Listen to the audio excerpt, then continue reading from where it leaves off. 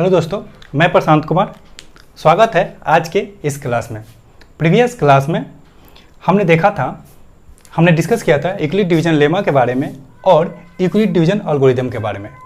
आज उन दोनों की मदद से एक्सरसाइज 1.1 के कुछ क्वेश्चन को सॉल्व करेंगे और देखेंगे कैसे हम अप्लाई करते हैं यूक्लिड डिवीजन लेमा का और यूक्लिड डिवीजन एल्गोरिथम का। पहला क्वेश्चन है, use Euclid division algorithm find the HCF 135 and 225। Then हम क्या करेंगे, पहला काम एचसीएफ जब भी फाइंड करना हो तो पहला काम करेंगे दोनों नंबर का हम कंपेयर करेंगे। तो मेरा क्या निकला 135 लेस देन 225। डैट मीन्स कि मेरा 225 बड़ा है, जो बड़ा है उसको डिवाइड करते हैं छोटे नंबर से एचसीएफ में। सो हम लोग स्टेटमेंट के रूप में क्या लिखेंगे, सो वी अप्लाई यूक्लिड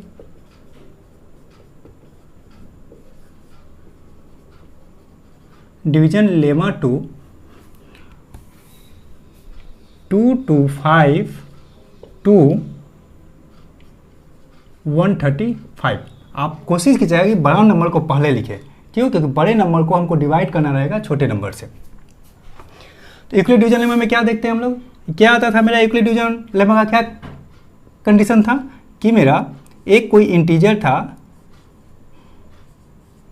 दो इंटीजर ए और बी था, जिसमें क्यू और आर हमको यूनिक इंटीजर मिलता था, और जो हमेशा रेडियस होता था वो क्या होता था, वो greater than equal to 0 and हमेशा किससे लेस होता था, लेस देन बी, जिसको हम लोग क्या बोलते हैं यहाँ डिवाइजर बोलते हैं। और ये क्या होता है, डिविडेंड होता है, ये कोसेंट होता है और ये रिमाइंडर होता है। ठीक है, तो अब हम डिवाइड करेंगे, डिवाइड करके देख लेंगे 135 से 225 को डिवाइड करेंगे, कितनी बार में जाएगा, 1 बार में। 135 0 9, ये कैंसिल, मेरा क्या रिमाइंडर बचा, 90 रिमाइंडर बचा। डैट मीन्स कि जब यूक्लिड डिवीजन लेमा का ये स्टेटमेंट होता है तो इसके अनुसार हम लिखेंगे क्या, मेरा क्या दो इंटीजर डिवाइड करने वाला है 2 to 5। डैट मीन्स कि 2 to 5 इक्वल टू बी, मतलब क्या होता है डिवाइजर की जगह पे क्या है 135। कोसेंट कितना आया है आपको 1 इंटू 1 प्लस रिमाइंडर कितना आया आपको, रिमाइंडर 90। एल्गोरिथम के स्टेप में मैंने आपको बताया था कि जब हम पहले चेक करके पहली बार जब अप्लाई करेंगे और जो रिमाइंडर, तब तक हम इस प्रोसेस को करेंगे कि जब तक मेरा रिमाइंडर 0 ना आ जाए, और जहाँ रिमाइंडर 0 आ जाता है मेरा लास्ट डिवाइजर ही मेरा एचसीएफ होता है। यहाँ हम देख रहे हैं कि मेरा क्या आ गया यहाँ रिमाइंडर 90। डैट मीन्स कि अब हम चेक करेंगे 90 does not equal to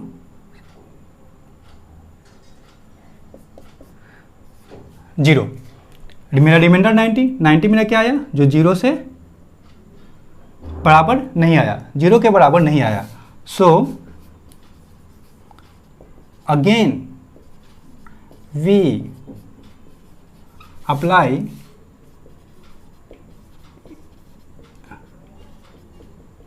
Euclid division lemma to. अब डिसाइड कीजिए कि यहाँ किस किस नंबर को डिवाइड करना है। तो याद कीजिए हम लोग यहाँ किस किस नंबर को कैसे एचसीएफ में डिवाइड करते हैं, जो रिमाइंडर बच जाता है उसको डिवाइड करते हैं डिवाइजर को। मतलब मेरा 90 रिमाइंडर हो जाता है डिवाइजर, और मेरा जो पहले डिवाइजर था वो मेरा किस चीज़ का रूप ले लेता है, डिविडेंड का रूप ले लेता है। तो यहाँ 2 के रूप में क्या लिखेंगे, हमेशा बड़ा नंबर को पहले लिखिए 2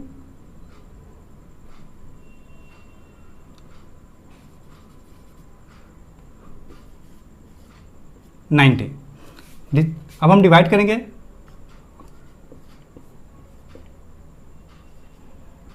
यहाँ भी रिमाइंडर मेरा कितना आया 45, अभी भी रिमाइंडर 0 नहीं आया। डैट मीन्स कि फिर हम कंडीशन लिखेंगे क्या, अगेन मेरा जो रिमाइंडर आया 45 does not equal to 0। That means कि हमको क्या करना पड़ेगा, अगेन हमको अप्लाई करना पड़ेगा अपना यूक्लिड डिवीजन लेमा। और जब भी आप ये स्टेटमेंट लिखते हैं, जब हम क्या अप्लाई करते हैं यूक्लिड डिवीजन लेमा, तो आप उस फॉर्मेट में जो स्टेटमेंट होता है यूक्लिड डिवीजन लेमा का, उस फॉर्मेट में आप जरूर मेंशन कीजिए। मेंशन में क्या करते हैं कि जो डिविडेंड होता है उसको हम पहले लिखते हैं, इक्वल टू जो डिविजर होता है उसको यहाँ लिखते हैं, फिर बाद में क्वोशेंट के रूप में यहाँ पे क्या आया आपको 1, एंड लास्ट में जो रिमाइंडर आता है उसको हम लोग प्लस करते हैं। यहाँ हमको क्या मिला, रिमाइंडर के रूप में 45। अभी भी रिमाइंडर मेरा क्या है, इक्वल के मतलब 0 के बराबर में नहीं है। डेट मीन्स कि अभी हमको और स्टेप लगाना पड़ेगा। So we apply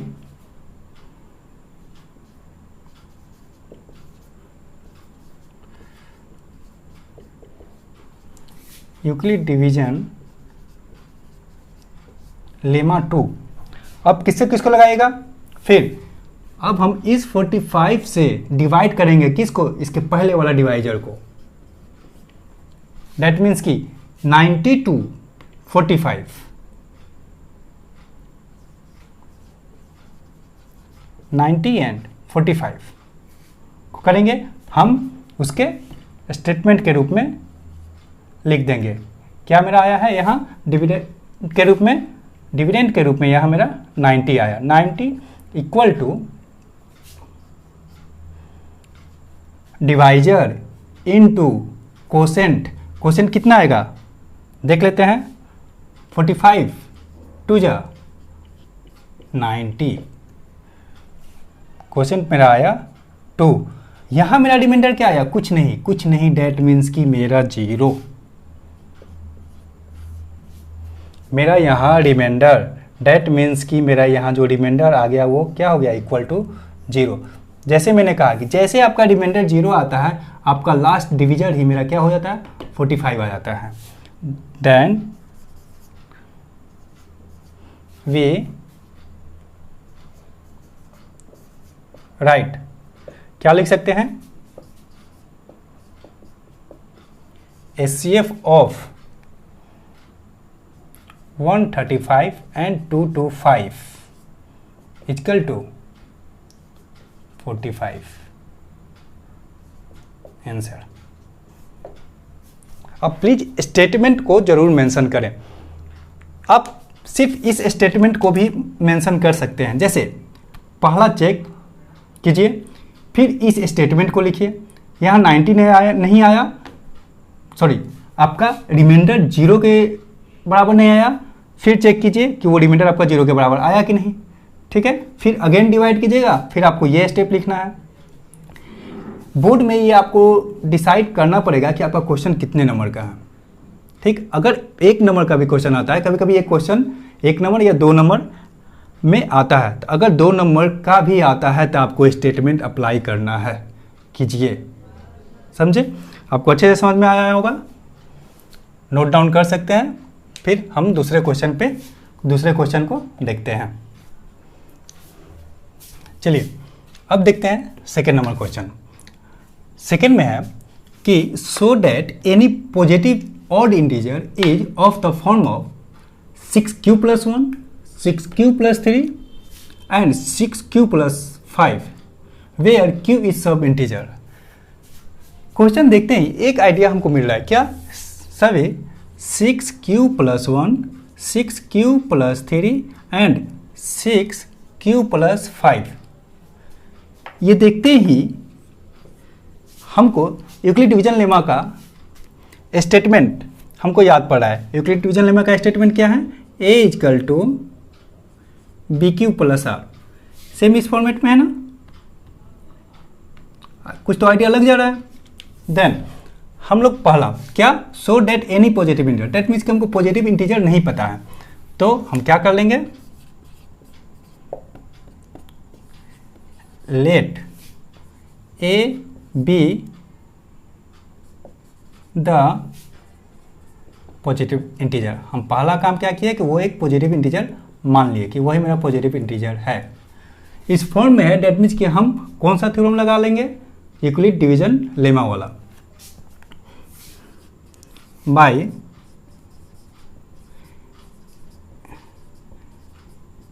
Euclid division lemma.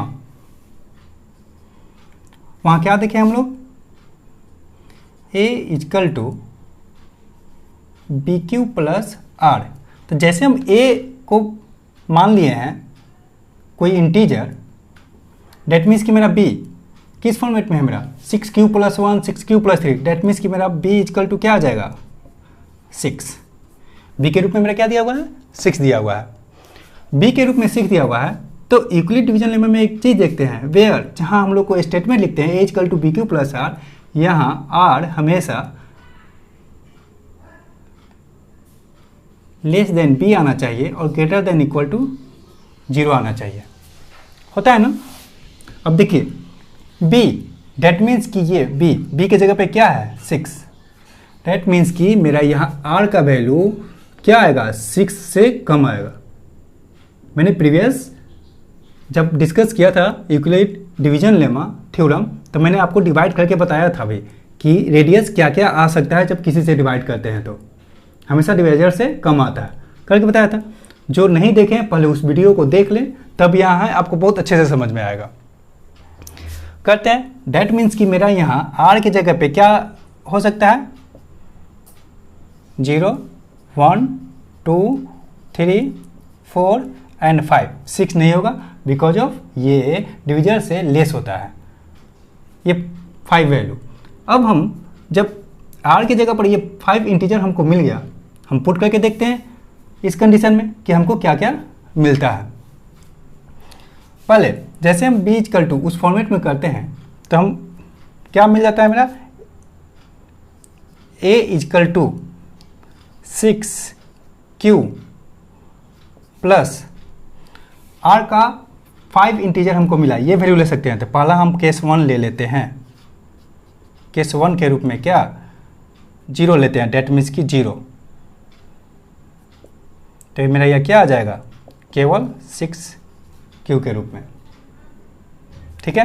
फिर केस 2 ले लेते हैं, अब क्या लेंगे if r equal to 0। Again अगर हम लेते हैं इफ r इजकल टू 1 लेते हैं, r इजकल टू 1 लेते हैं, तब मेरा क्या हो जाएगा a equal to 6q plus r की जगह पे क्या लेंगे हम 1 लेंगे, मेरा ये आया एक, ठीक है। यहाँ मेरा 6q आया था। अब क्या लेंगे इंटीजर, ये भी लेके देख लेते हैं। If r equal to 2 then we obtain a equal to 6q plus r की जगह पे क्या पुट करेंगे 2, मेरा अगला क्या मिला ये फॉर्मेट मिला। अब हम क्या पुट करेंगे फिर again if r equal to 3 then we obtain 6q plus r की जगह पे क्या रखेंगे 3 रखेंगे, r equal to 4, a equal to 6q plus 4 हम यहाँ ले लेते हैं।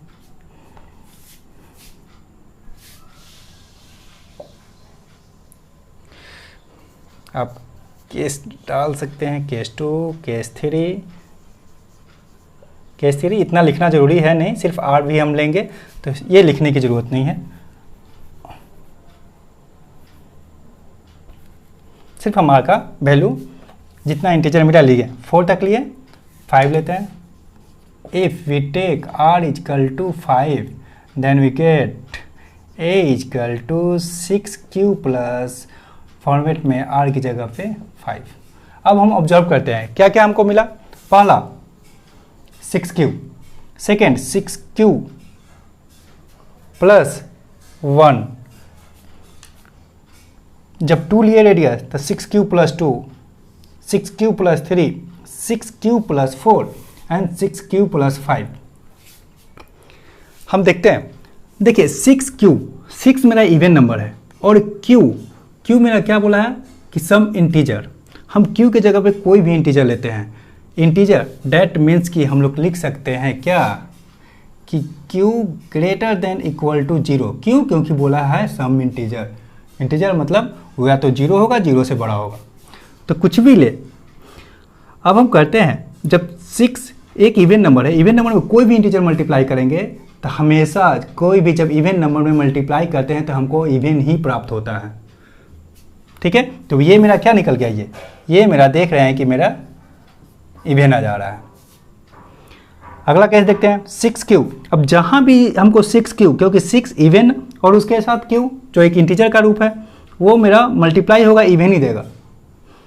तो सब जगह 6q हमको आ रहा है, ये इवन ही देगा। लेकिन अब यहाँ प्लस आ रहा है 1। किसी भी इवन नंबर में जब 1 मल्टीप्लाई करते हैं तो क्या मिलेगा, लाजमी है हमको ऑड मिलेगा। दैट मीन्स कि ये मेरा क्या हो जा रहा है, ये ऑड नंबर हो जा रहा है। फिर ये इवन नंबर, उसमें 2 प्लस करेंगे, ये मेरा क्या मिल जा रहा है, इवन मिल जा रहा है। किसी इवन नंबर 6q जो इवन आया था उसमें हम अगर 3 प्लस करते हैं तो इवन में ऑड प्लस करके देखिए आपको क्या मिलेगा, हमेशा ऑड। फिर इवन में इवन प्लस कीजिए, आपको क्या मिलेगा, इवन। यहाँ इवन में क्या प्लस किए, ऑड, तो मेरा क्या मिला, एक ऑड नंबर मिला। अब हम देखते हैं इवन में हमको क्या क्या मिला, 6q प्लस 2, 6q प्लस 4। बाकी बचा मेरा ये कंडीशन, ये कंडीशन और ये कंडीशन, ये 3 क्या मिला मेरा, ऑड। क्या क्या मिला कंडीशन, 6q प्लस 1, फिर 6q plus 3 and 6q plus 5। मेरा 6q plus 1, 6q plus 3, 6q plus 5 क्या ऑड इंटीजर आया कि नहीं मेरा सब। ये तीनों मेरा क्या आया, ये तीनों मेरा क्या आया, तीनों देख रहे हैं, अच्छे से देख रहे हैं कि मेरा क्या आया, ये इंटीजर ऑड इंटीजर आया। किसमें, ऑड फॉर्म में।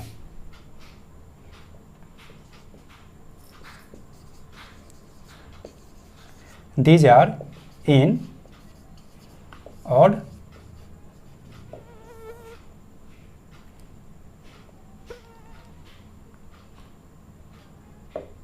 फॉर्म। हो गया प्रूफ।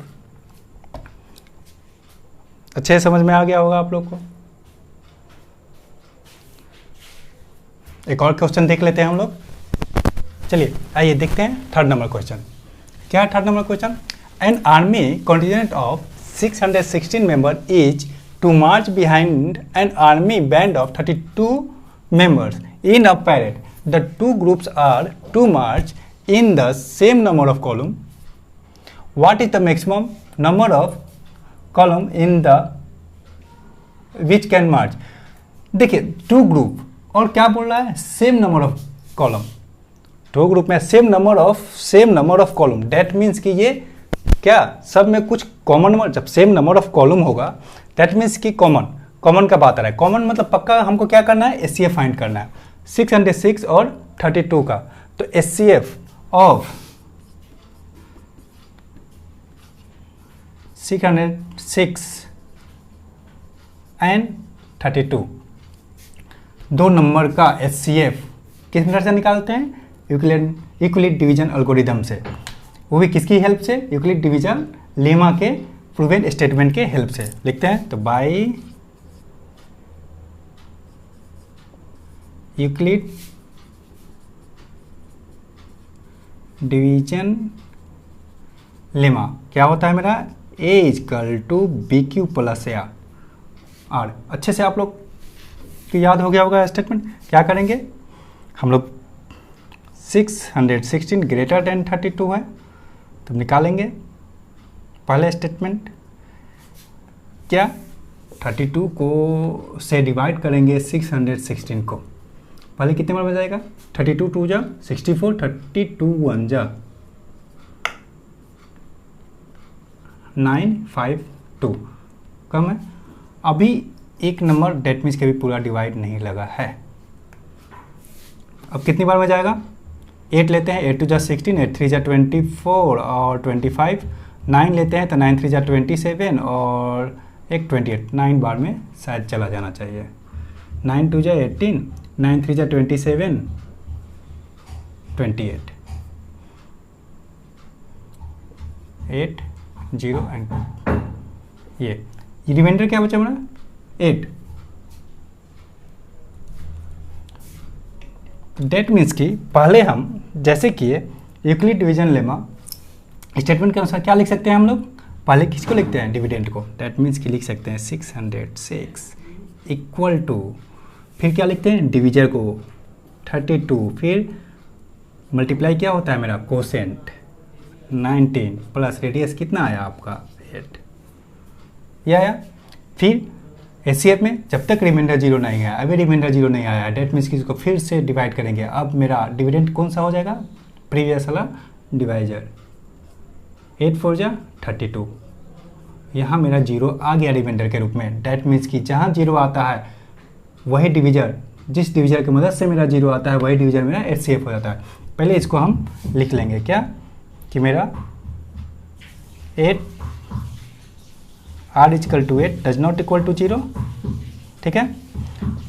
तो अगेन हम लोग क्या लिख सकते हैं, कैसे लिखते हैं डिविडेंड को, पहले 32 इक्वल टू, फिर किसको divisor into quotient 8 into 34 plus 0।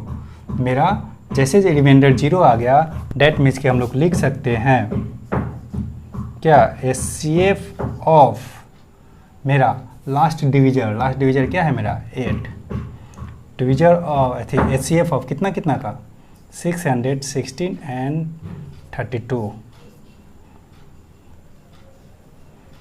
Sorry 616 and 32 का एचसीएफ मेरा क्या आया 8। डेट मीन्स कि मैक्सिमम कितना, मैक्सिमम डेट मीन्स कि हम लिख सकते हैं सो द